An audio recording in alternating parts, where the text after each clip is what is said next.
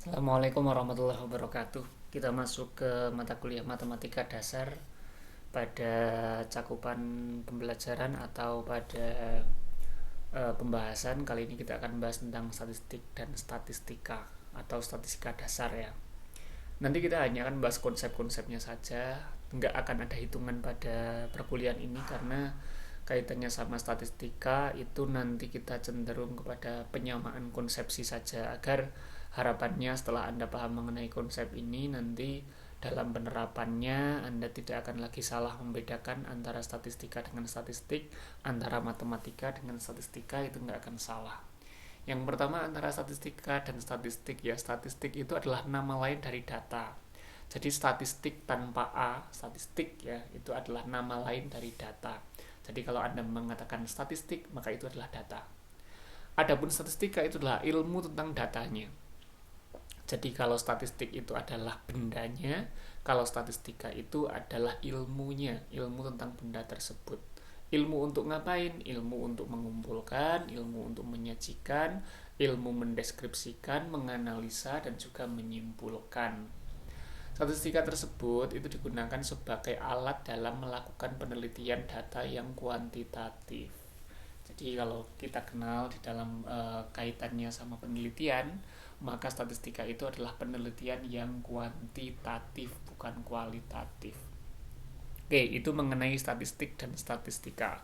Jadi dari sini Anda sudah paham tentang definisi. Definisi statistika itu intinya ilmu tentang data. Adapun cakupannya secara garis besar itu ada pengumpulan data, penyajian data, deskripsi data, dan analisa data serta penyimpulan. Nanti kalau kita bagi ya, kita bagi dalam kasus yang lebih dalam cakupan yang berbeda, nanti akan ada dua juga. Akan ada yang namanya statistika deskriptif sama statistika inferensi. Statistika deskriptif itu yang mencoba mendeskripsikan sampel, adapun inferensi itu mencoba mengeneralisir kepada populasi. Tapi di sini saya tidak akan menjelaskan secara mendetail sampai ke sana. Saya juga tidak akan menjelaskan sebagaimana yang dulu Anda mungkin pernah pelajari waktu SMA atau aliyah, di mana saya menjelaskan dari awal sampel, populasi, dan seterusnya. Saya tidak akan ke sana. Saya hanya akan menyamakan konsepsi saja, dan saya akan fokus ke bagian pengumpulan data, penyajian, deskripsi, analisa, dan juga penyimpulan. Oke, kita masuk ke pengumpulan data.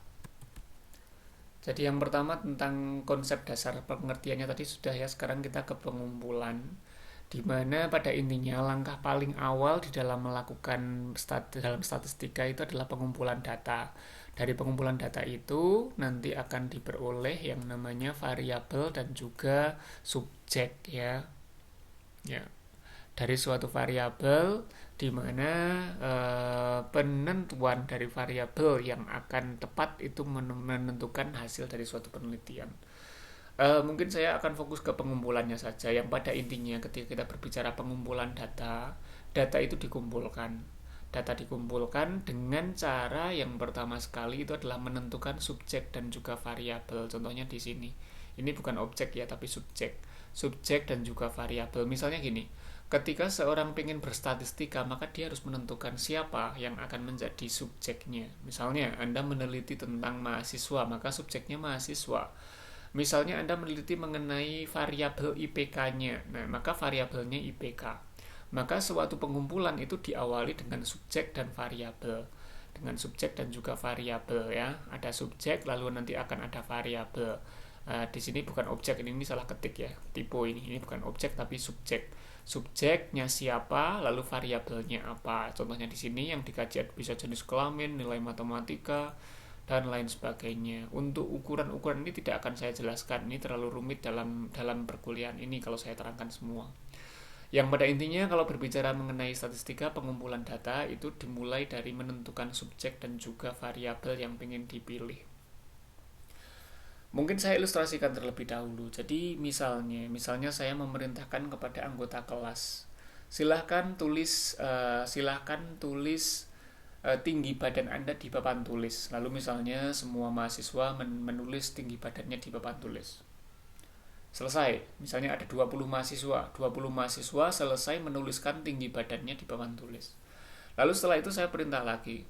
Silahkan satu orang maju untuk untuk mengurutkan mulai dari yang terkecil sampai yang terbesar. Nah, terus ada satu mahasiswa yang mencoba dari 20 data tinggi badan tadi diurutkan mulai dari yang tinggi badan terkecil sampai yang terbesar diurutkan. Lalu setelah selesai saya memerintahkan kepada satu orang mahasiswa lagi, silakan coba dari pengurutan ini saya perintahkan satu orang lagi untuk misalnya melakukan mencari berapakah rata-ratanya gitu. Rata-rata tinggi badan kelas ini berapa gitu. Rata-rata tinggi badannya berapa. Lalu terakhir setelah itu saya memerintahkan kepada mahasiswa yang lain, silakan dari tinggi badan ini Anda melakukan kesimpulan dari diri Anda. Nah, itu namanya yang saya simulasikan tadi itu sebetulnya proses statistika ya. Proses yang pertama yang tadi mulai dari tinggi badan itu menentukan subjek dan juga variabel. Jadi ketika ada seorang yang maju tadi, mahasiswa misalnya maju menuliskan tinggi badan, itu namanya mereka sedang melakukan pengumpulan data, mengumpulkan data masing-masing di papan tulis kan gitu. Ini pengumpulan data. Subjeknya siapa? Subjeknya ya mahasiswa itu sendiri. Subjeknya mahasiswa. Variabelnya apa? Variabelnya tinggi badan mahasiswa. Lalu setelah data itu dikumpulkan, saya tadi kan memerintahkan silahkan urutkan. Nah, urutkan ini namanya sedang menyajikan. Ketika mengurutkan itu namanya menyajikan data. Agar apa? Agar lebih mudah dibaca, nggak berantakan. Lalu yang setelahnya kan saya tadi memerintahkan silahkan coba cari rata-ratanya. Cari rata-ratanya, cari nilai tengahnya misalnya. Itu namanya mendeskripsikan. Lalu yang terakhir ketika saya silahkan Anda analisa. Nah, itu namanya analisa data dan juga kesimpulan. Jadi sebetulnya proses dari awal tadi mulai mahasiswa maju ke kelas menuliskan tinggi badan sampai yang terakhir itu adalah semuanya proses statistika. Mulai dari pengumpulan data, penyajian data, deskripsi data sampai ke analisa data. Nah, tadi kaitannya sama pengumpulan tidak perlu ada teori terlalu banyak. Pada intinya yang Anda tahu yang namanya pengumpulan itu perlu ditentukan dulu siapa yang mau diteliti, lalu apa yang mau diteliti. Misalnya ini, siapa yang mau diteliti? Yang mau diteliti adalah siswa. Lalu apa yang mau diteliti? Yang mau diteliti adalah jenis kelaminnya, nilai matematikanya gitu. Itu namanya pengumpulan data. Pengumpulan data dimulai dari situ. Lalu yang kedua setelah pengumpulan data ada yang namanya nanti penyajian data. Penyajian data itu fokusnya di sini adalah kaitannya dengan di sini dikatakan yang namanya data itu penyajian data itu bertujuan untuk mempermudah pembacaan data ya. Jadi ya tabel distribusi, bentar, saya cari coba tujuannya. Tapi sebenarnya nggak ada di sini ya nggak masalah. Intinya gini, yang namanya penyajian data itu dia mencoba untuk membuat datanya itu lebih mudah terlihat, lebih mudah terbaca. Makanya di sini setidaknya kita tahu ada beberapa jenis penyajian data, ada tabel distribusi frekuensi, ada grafik. Kalau tabel distribusi frekuensi itu contohnya bentuknya misalnya dari data yang acak seperti ini ya. Datanya ini kan acak. Ini kan perlu disajikan untuk agar bisa dibaca. Nah, agar bisa disajikan itu bisa disajikan dalam bentuk seperti ini. Ini namanya tabel distribusi frekuensi. Artinya nilai dari sekian sampai sekian itu orangnya berapa, sekian sampai sekian berapa orang, sekian sampai sekian berapa orang. Ini namanya penyajian data. Sehingga ketika sudah disajikan dalam bentuk seperti ini datanya lebih mudah terbaca. Sehingga seseorang bisa membaca dengan lebih baik. Oh, ternyata gini toh datanya. Yang terbanyak itu ternyata ada pada nilai yang ini toh, pada nilai 66 sampai 79, di mana orangnya ada 79, ada sekian persen. Itu kan lebih mudah terbaca ketika datanya disajikan dalam bentuk tabel distribusi frekuensi. Akan lebih mudah lagi kalau disajikan dalam bentuk grafik, baik grafik tabel lingkaran atau histogram atau grafik batang, grafik garis, itu akan lebih mudah terbaca lagi. Mudahnya kalau tabel distribusi frekuensi itu membuat data terbaca dari sisi verbalnya, kalau dengan grafik itu memudahkan terbaca dari sisi visualnya. Jadi visualnya lebih mudah terbaca. Itu yang kedua tentang penyajian data. Yang selanjutnya ada yang namanya tendensi sentral dan variabilitas, yang sebetulnya tendensi sentral ini dia merupakan metode yang memiliki ukuran mean, median, dan modus. Sedangkan variabilitas itu adalah suatu metode yang memiliki ukuran standar deviasi, mean deviasi, variansi, range itu ya. Mungkin Anda sudah kenal nama-nama ini dulu waktu aliyah atau SMA. Yang jelas gini, kaitannya mengapa kita harus mencari mean, median, modus, mengapa kita harus mencari standar deviasi, variansi, dan seterusnya. Kenapa kita harus tahu itu? Karena untuk mengetahui mean, median, modus itu kita bertujuan untuk yang namanya yang ketiga, yaitu deskripsi data. Jadi pengumpulan data, penyajian data, deskripsi data. Deskripsi itu maksudnya apa? Deskripsi itu adalah mencoba untuk menjawab pertanyaan ini. Ya, ini dia. Jadi dalam tendensi sentral ya, tendensi sentral atau ukurannya itu adalah mean, median, modus, itu kita mencoba untuk mencari nilai pusatnya atau nilai yang mewakili. Mudahnya gini, yang namanya data itu kan acak dan banyak biasanya. Maka seseorang kan butuh suatu wakil untuk mendeskripsikan. Misalnya Anda berbicara mengenai rakyat Indonesia. Kalau ada orang luar negeri yang bertanya tentang Indonesia, maka kita biasanya nggak akan menjawab keseluruhan. Kalau menjawab keseluruhan kita capek, menjawab 270 juta manusia itu kan sulit untuk dideskripsikan. Maka kita butuh wakilnya. Nah, wakil ini diwakili oleh ukuran yang namanya tendensi sentral dengan ukuran mean, median, dan juga modus. Misalnya, ketika bertanya, orang Indonesia itu kecerdasannya gimana sih? Misalnya. Atau orang Indonesia itu kulitnya bagaimana sih? Kita menjawab, oh rata-rata kulitnya sawo matang, misalnya gitu. Tapi sekarang terakhir-terakhir karena mungkin banyak skincare, sekarang terjadi perkembangan yang lebih putih kulitnya, misalnya kayak gitu. Atau misalnya ketika berbicara tinggi badan orang Indonesia itu bagaimana? Oh, rata-rata kisarannya untuk laki-laki ada di angka 165, 170, sedangkan perempuan ada di 150, 155, misalnya seperti itu. Itu kan kita mendeskripsikan secara global. Nah, pendeskripsian secara global inilah yang dimaksud dengan pendeskripsian dengan menggunakan mean, median, dan modus. Sehingga nanti kita akan berbicara mengenai rata-ratanya, mengenai kebanyakan orang, mengenai nilai tengah, dan seterusnya. Itu namanya tendensi sentral. Mengapa kok disebut tendensi sentral? Karena yang namanya tendensi itu kan artinya cenderung.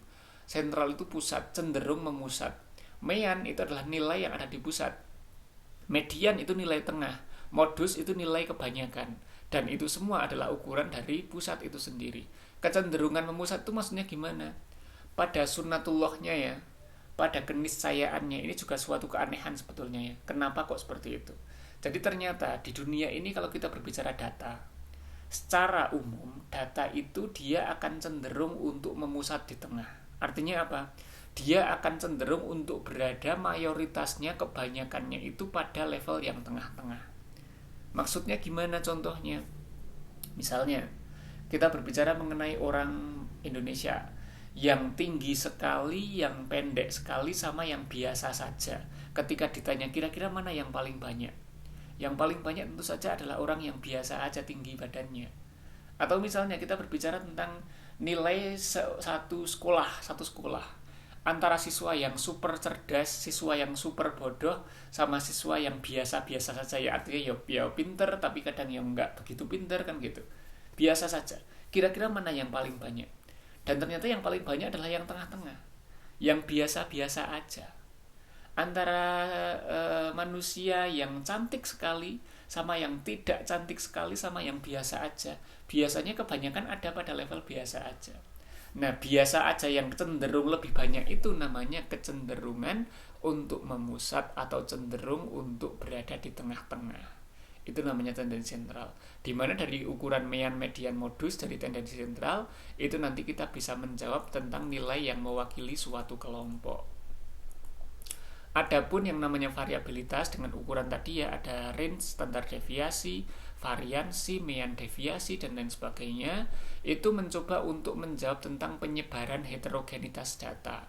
Jadi sejauh mana suatu data menyebar dari titik tengahnya. Misalnya tentang suatu nilai di kelas unggulan misalnya. Kelas unggulan itu kan biasanya nilainya tinggi-tinggi ya. Misalnya nilainya itu 8, 9, 10. 8, 9, 10 misalnya gitu. Itu kelas unggulan misalnya. Lalu misalnya ada nilai dari kelas yang biasa, artinya nilai dari semua kelas dengan siswa yang kumpulan semuanya. Itu kan berarti penyebaran nilainya bisa jadi mulai dari 0, 1, 2, 3, 4, 5, 6, 7, 8, 9, 10 itu ada semua. Artinya apa? Nilainya lebih beragam, lebih variatif. Sedangkan kelas yang unggulan tadi nilainya itu cenderung homogen, cenderung sama-sama aja, 8, 9, 10 kan gitu. Nah, kita katakan yang namanya variabilitas dengan mencari range, standar deviasi, variansi, kita mencoba untuk mengukur itu. Mana yang lebih varian, mana yang lebih bervariasi, mana yang lebih heterogen dari satu data dengan data yang lainnya. Jadi itu namanya ukuran variabilitas dengan mencoba untuk mengukur variansi, standar deviasi, dan lain sebagainya. Oke, itu tentang deskripsi data. Yang terakhir adalah tentang analisa data.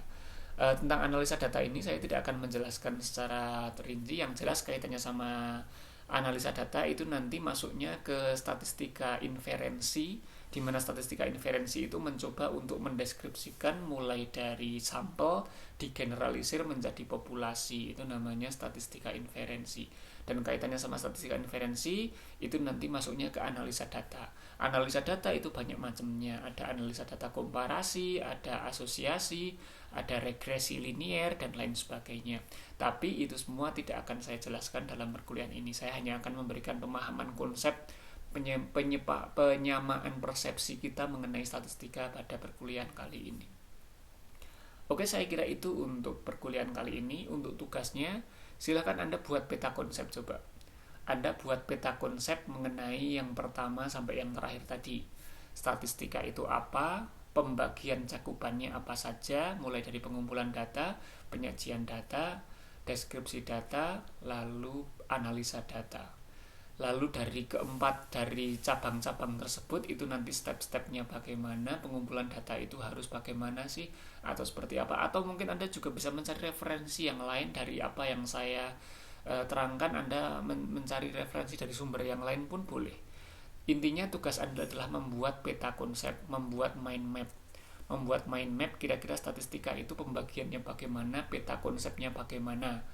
Antara statistik sama statistika itu nanti gimana, statistik itu apa, statistika itu bagaimana, cakupannya apa saja, dari masing-masing cakupan apa saja yang penting untuk dipelajari.